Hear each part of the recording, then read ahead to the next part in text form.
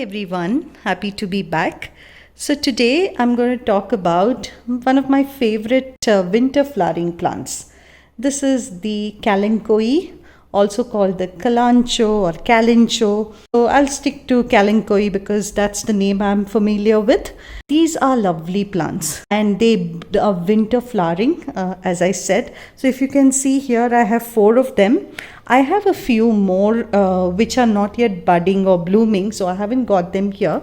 But this one, this lovely red, has blooms all over, almost in every stem. Same thing with this baby pink. It is still in the process of blooming, so there are enough number of buds as well. Then this one is more of a darker shade of this pink, but with a single bloom.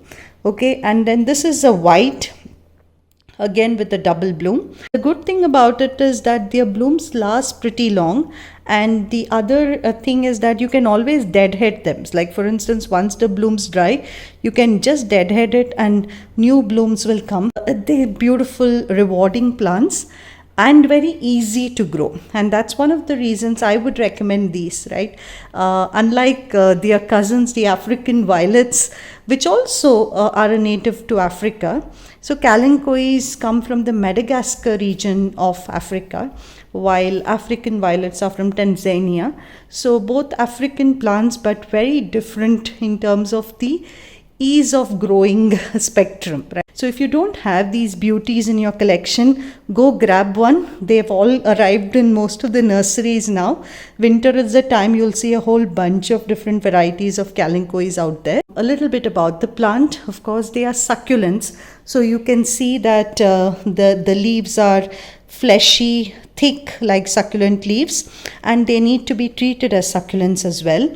These plants belong to the Crassula family under the stone crops classification. These are the flowering ones, but you also have the other Kalanchoes, like you have the chocolate soldier, or you have the copper spoon. So there are different varieties as well, flowering as well as non-flowering varieties of Kalanchoes. Given that they are succulents, their soil has to be very loose. You can use cactus soil.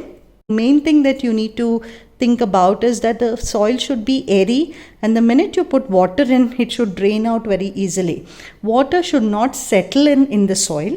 That is a kind of soil that you can use. You are free to experiment with the soil to make it as loose as possible. Purely succulent soil is what I prefer to use for most of my plants. And then I just add a few other additives like, I add coco peat, perlite, vermicompost, etc. Bottom line, well-draining soil. So when it comes to watering these plants, they need to be watered very, very rarely, just like any other succulent. So water them only after the soil becomes completely dry. Do not water them regularly. And when you're watering as well, do not water the leaves, because again, these leaves, like African violet leaves, are susceptible to fungus. So water the soil only and not the leaves. Now when it comes to light, this is somewhere where I want to spend a little bit of time, because Kalanchoes and a few other plants, especially the winter flowering plants, they adhere to this one phenomenon called the photoperiodism. Photoperiodism is when the plants require a certain amount of day and night to bloom. Okay, so for winter blooming plants, and some of the plants that belong to this category are Kalanchoes, poinsettias, which bloom during Christmas cacti. A few of these plants go through this whole photoperiodism cycle, wherein they need at least 14 hours of pitch darkness for blooms to be induced. Okay, so which means that if you're growing these plants indoors, you may be giving them the right fertilizer, you may be giving them the right soil, you may be watering them well, but they're still not blooming, and you're at your wit's end why they aren't blooming. The reason is that they are always getting the bright light, because inside your house, there is either some light that is on. For these plants to be blooming, they need to be in pitch darkness for 14 hours, at least in the winter months. So how can you do that? How is it possible? You can even close these plants. Like you can maybe just put a bucket over them or something over them, so that you can give them that 14 hours of pitch darkness if they are not blooming. And when it comes to fertilizers, they are not heavy feeders. Maybe on a monthly basis, some kind of phosphorus rich fertilizer during the growing season might help. Just a simple vermicompost top up a couple of times a month will go a long way in keeping these plants healthy. Just to summarize, soil requirement, treat them like succulents. From a water requirement, treat them like succulents.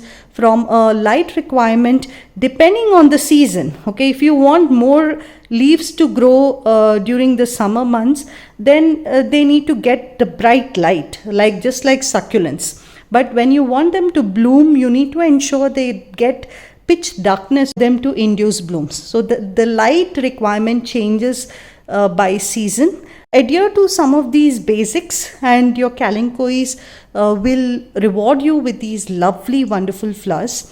Okay, their flowers come in assorted colors and they bloom in these full bunches, right? And as soon as a bloom dries, you can always deadhead them so that you can induce new blooms. They are a favorite with caterpillars, so you need to keep a watch on that. As I said, fungus is an issue. So don't water the leaves, then you can keep them away from fungus.